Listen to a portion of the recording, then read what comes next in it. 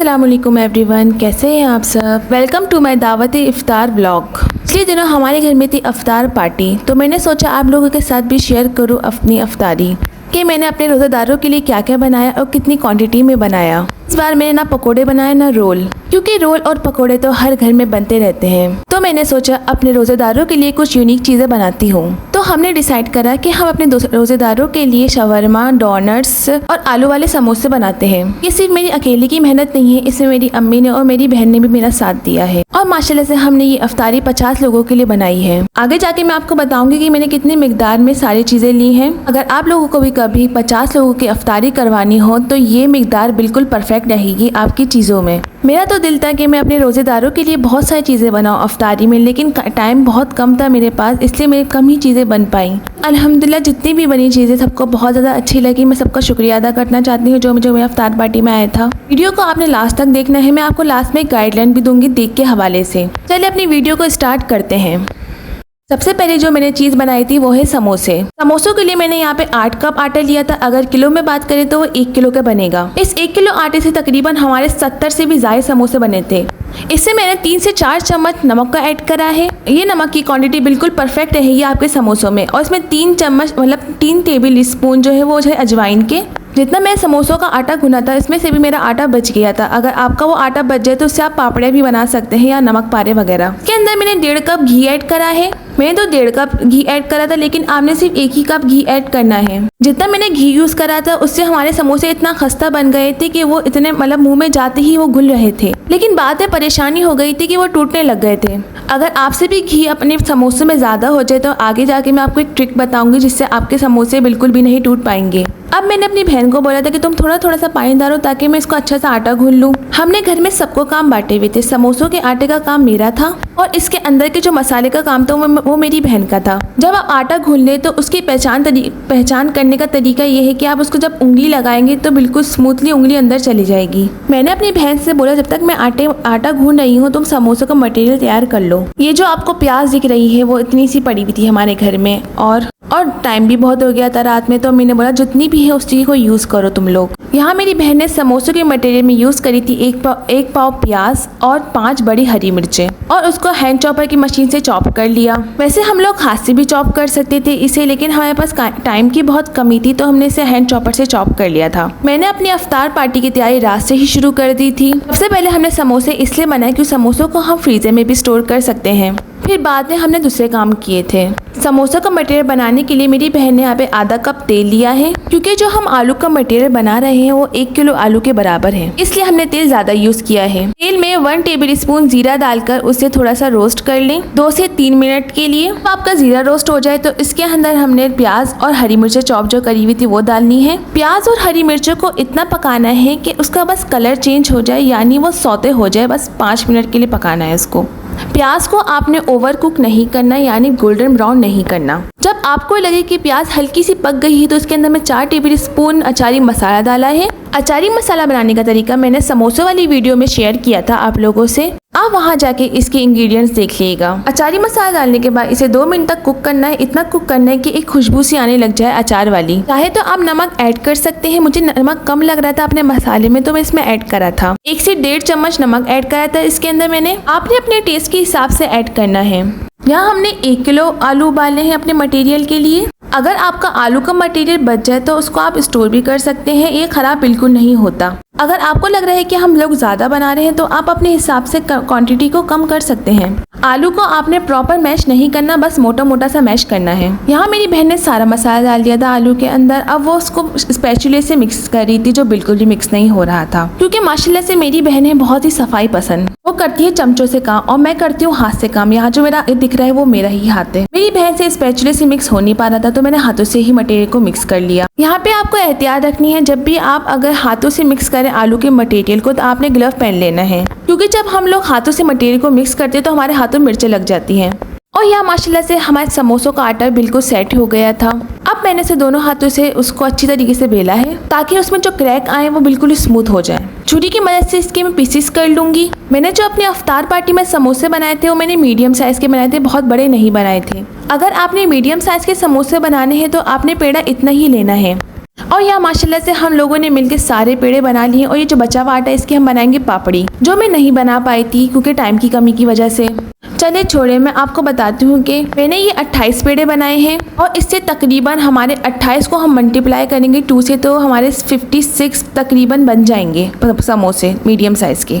यहाँ मैंने पहले से ही रोटियाँ बेल ली थी थोड़ी सी, लेकिन मेरी अम्मी ने देखा मैं बहुत मोटी मोटी रोटी बेल रही हूँ तो उन्होंने मेरे हाथ से छीनकर खुद से रोटी बेलने लग गई। अब आप देखें वो कैसे रोटी बेल रही हैं। और माशाल्लाह से मेरी अम्मी की स्पीड है बहुत तेज़, तो उन्होंने जल्दी जल्दी से सारी रोटियाँ बेल ली थी। ये समोसे हमारे इतना खस्ता बने थे कि सब लोगों ने तारीफ करी थी इस समोसों की। सबने बोला कि ये तो बाजार के लग रहे हैं, घर के तो बिल्कुल भी नहीं लग रहे। जैसे मैंने आपको पिछली वीडियो में बताया था मैं समोसे की कटिंग कैसे करी थी, वैसे ही मैं समोसे की कटिंग करूंगी, लेकिन सबसे पहले जो छोटी रोटियां उसको मैं अलग कर दूंगी ताकि हमारे समोसों का साइज खराब ना हो, क्योंकि जब मैंने पेड़े काटे थे उसके अंदर साइज थोड़ा छोटा बड़ा हो गया था, जिससे हमारी रोटियां भी छोटी बड़ी बन गई थी। अगर कभी आपके साथ भी ऐसा हो तो पहले आपने छोटी रोटियों का अलग कर लेना है ताकि आपकी बाकी की रोटियां बिल्कुल परफेक्टली कट जाए। और यहाँ माशाल्लाह से मैंने सारी रोटियां काट ली हैं। अब मैं आपको इसे फोल्ड करने का तरीका बताती हूँ। जो मैंने पिछली वीडियो में बताया था उससे कुछ लोगों को समझ नहीं आया था, तो अगर आप ऐसे करके बनाएंगे अपना समोसे तो आपके बिल्कुल परफेक्टली बन जाएंगे। लेकिन जब भी आप समोसे बनाएं तो उसकी नोक को अच्छी तरह से दबा लें ताकि मटेरियल बाहर ना निकले आलू का।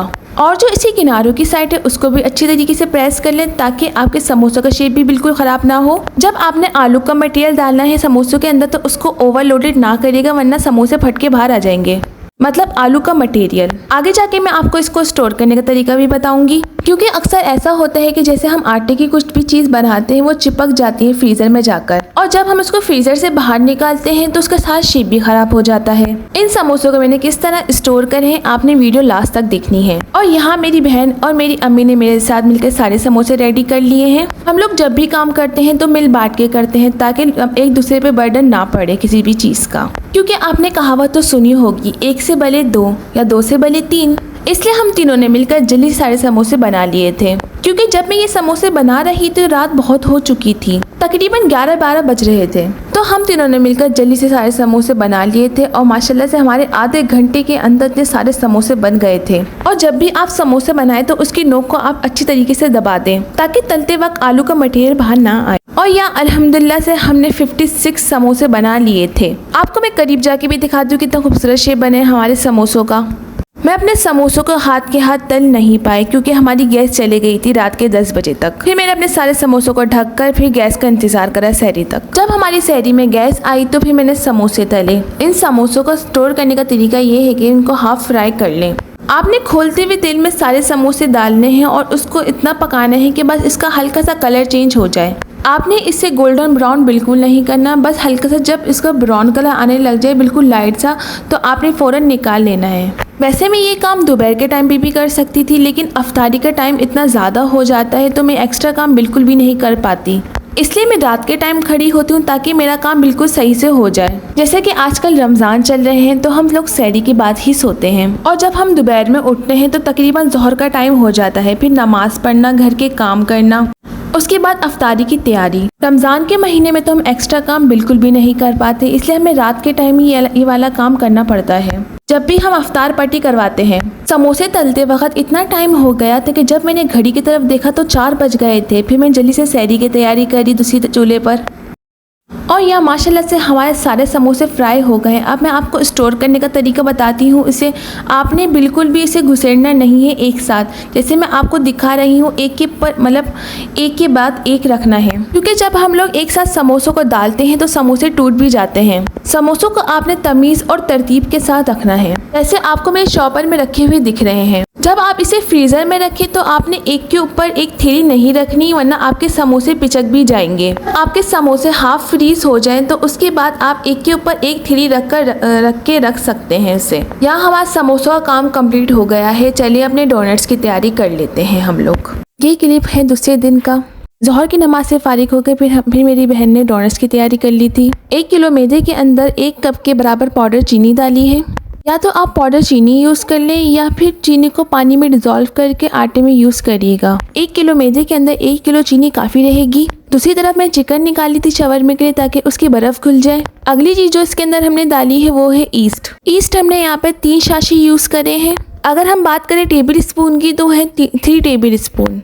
ये जो मैं आपको शाशी दिखा रही हूँ ये हमारे 1 किलो मैदे के हिसाब से बिल्कुल परफेक्ट है। सब सामान को मिक्स करने के बाद इसके अंदर हम 4 से 5 अंडे डालेंगे। जितने भी हम चीजें यूज कर रहे हैं उसके साइड में मैं क्वांटिटी लिख दूंगी तो आप देख लीजिएगा। अंडों के बाद जो इसमें चीज डली है वो है 1 कप मेल्टेड बटर। यहाँ मेरी बहन ने आधी बोतल यूज करी वनीला एसेंस की। वैसे तो वनीला एसेंस के 4 से 5 ड्रॉप ही काफी होते हैं, लेकिन उसको वनीला एसेंस की खुशबू बहुत अच्छी लगती है तो वो ज्यादा डालती है। सब सामान को मिक्स करने के बाद इसके अंदर जो हमने दूध यूज करा है, एक प्याली में आधा कप दूध है और आधा कप पानी है। थोड़ा थोड़ा दूध डालकर इसकी सॉफ्ट सी डो गूंथ लेनी है। ये डोनट्स का आटा गूंथते वक्त बहुत परेशानी हुई थी मेरी बहन को, क्योंकि इसको समेटना बहुत मुश्किल है। 15 मिनट तो लग जाते हैं इस डो को गूंथने में ताकि ये सॉफ्ट सी बन जाए हमारी डो।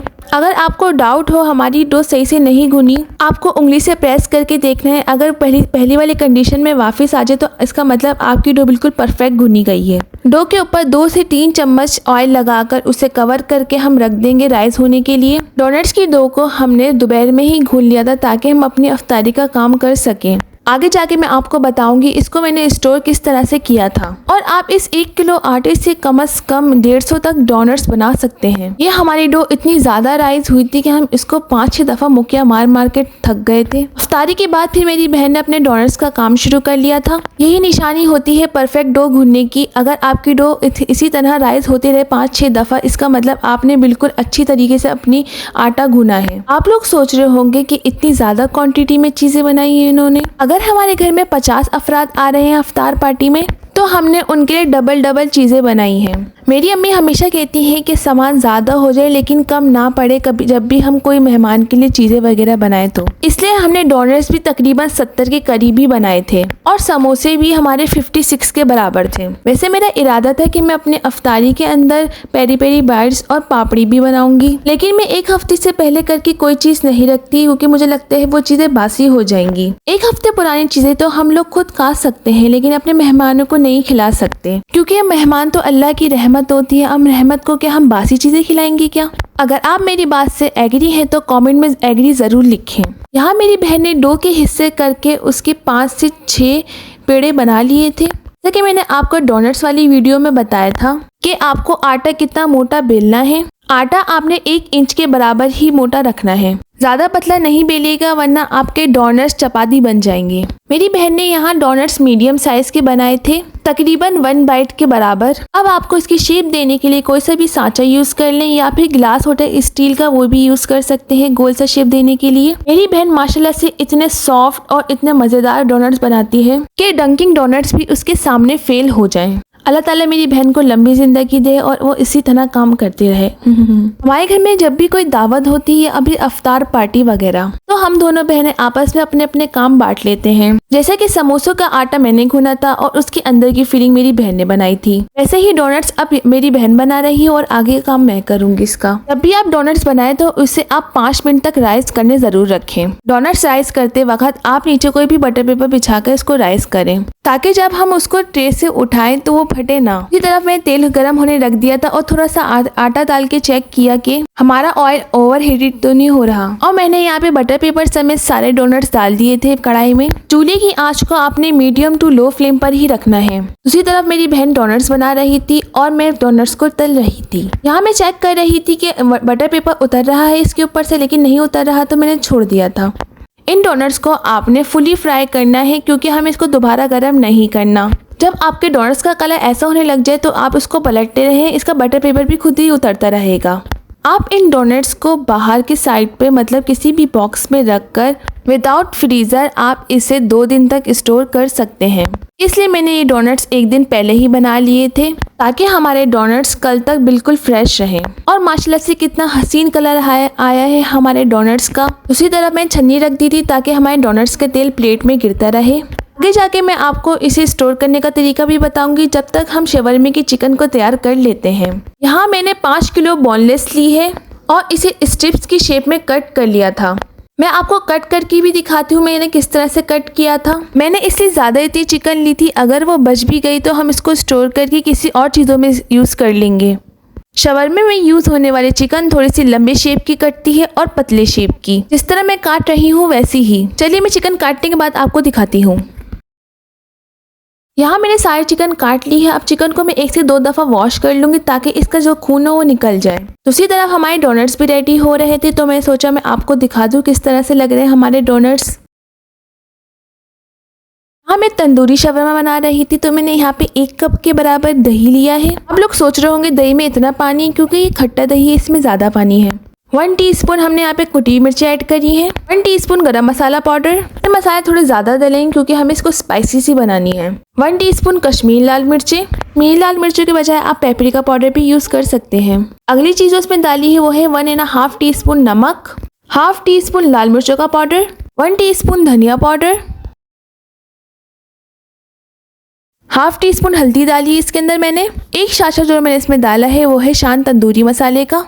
जितनी भी क्वांटिटी बताई है मसालों की मैंने आपको, वो सब आपको अपने जायकों के मुताबिक रखने हैं। आखिर में जो चीज़ डाली है इसके अंदर मैंने सोया सॉस, चिल्ली सॉस और विनेगर डाला है। जितना जितना मैंने सॉस डाला है उसकी क्वांटिटी मैं साइड में मेंशन कर दूंगी आपको, तो आप लोग देख लीजिएगा। आखिर में जो इसमें चीज़ डाली है वो है ginger garlic paste 3 table spoon. आप लोग सिरके की बजाय लेमन जूस का भी इस्तेमाल कर सकते हैं इसके अंदर। और दही आपने खट्टा यूज़ करना है, मीठा बिल्कुल यूज़ नहीं करना, वरना आपके तंदूरी मसाला मीठा मसाला बन जाएगा।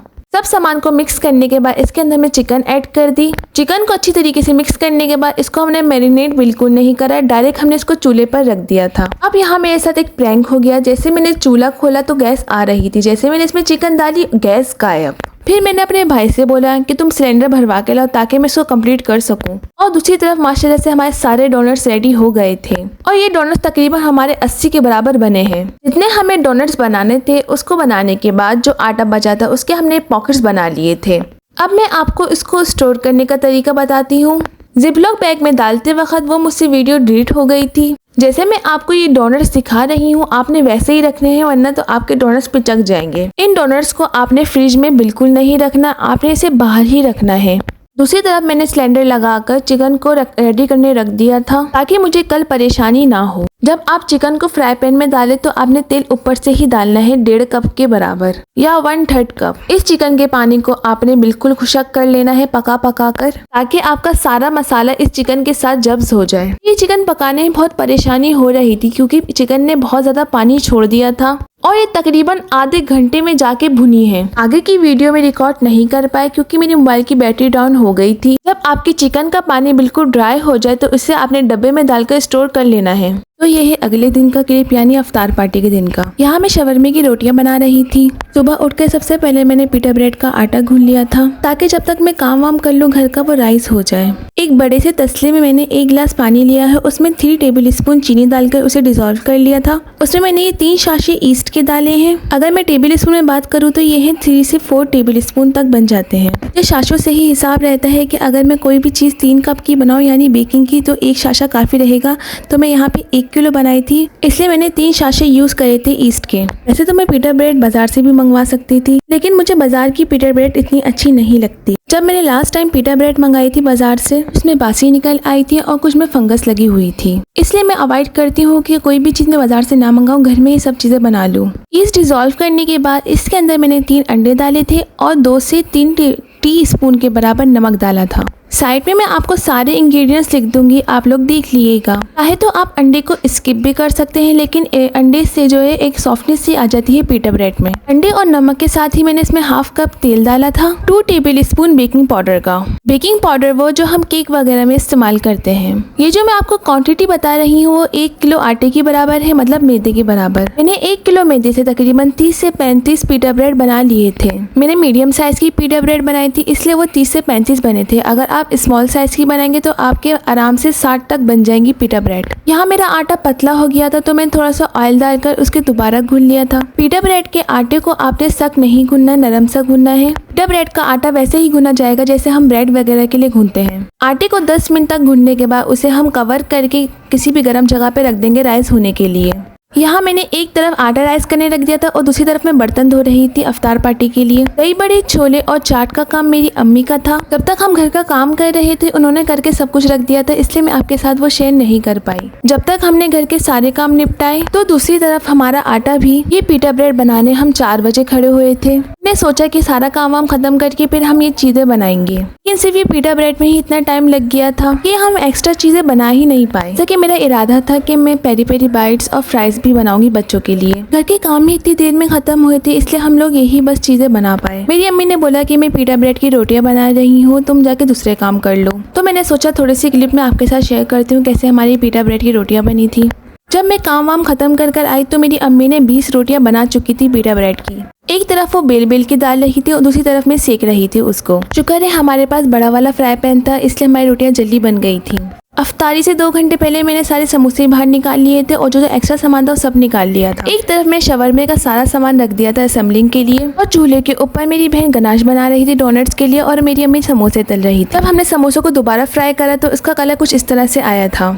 चलिए मैं आपको शवरमे की असेंबली करना सिखा देती हूँ। पिटा ब्रेड पे सबसे पहले मैंने सॉस अप्लाई किया था। शवरमे का सॉस बनाने के लिए जो जो भी चीज़ें मैंने यूज़ करी थी वो डिस्क्रिप्शन में लिख दूंगी मैं। सॉस आपने भर भर के नहीं लगाना है, बस हल्का सा लगाना है ताकि जब हम उसे लपेटे तो वो बाहर ना निकले उसका सॉस लगाने के बाद इसके अंदर मैंने चिकन और वेजिटेबल ऐड करके उसको बंद कर दिया था। बाकी शवरमों की क्लिप मैं आपके साथ शेयर नहीं कर पाई क्योंकि हमारे घर में मेहमान वगैरह आ गए थे, इसलिए मुझे अच्छा नहीं लगा कि उनके सामने मैं वीडियो बना। मैं आपको थोड़ी सी क्लिप शेयर कर देती हूँ दस्तरखान की कि हमने किस तरह से सेट किया था अपना दस्तरखान। आधे मेहमान हमारे बड़े वाले कमरे में बैठे थे और आधे मेहमान हमारे छोटे वाले कमरे में बैठे थे। मैंने मेहमानों की दस्तरखान पे वीडियो नहीं बनाई क्योंकि ये हमारे एहतराम के खिलाफ जाता है और ये अच्छी बात भी नहीं होती कि आपके घर में मेहमान आए और आप लोग उनकी वीडियो बनाएं। अफ्तारी से फारिग होने के बाद मेरी अम्मी ने यहाँ पे चिकन चढ़ा दी थी। जैसा कि मैंने आपको शुरू में बताया था कि मैं आपको एक गाइडलाइन दूंगी देख के हवाले से। अक्सर ऐसा होता है कि जब हम बाजार से देग वगैरह बनवाते हैं, जब हम लोग उनको चिकन बोलते हैं 10 किलो बनवाने को, तो वो आधी अपने पास मार लेते हैं। तो मेरी अम्मी ने ये करा है कि चिकन हमने घर में बना ली थी और आलू वाली बिरयानी बाजार से बनवा ली थी। अगर कभी आपको भी ऐसा डाउट हो कि हमारी देग वाली ने बिरयानी में मुर्गियां मान ली तो आप ये वाला आइडिया अपना सकते हैं। चलिए मैं यहाँ पर अपना इफ्तार पार्टी का व्लॉग एंड करती हूँ। अगर आपको मेरी वीडियो अच्छी लगी तो लाइक करें। मिलते हैं आपसे नेक्स्ट वीडियो में। दुआ में याद रखिएगा। अल्लाह हाफिज।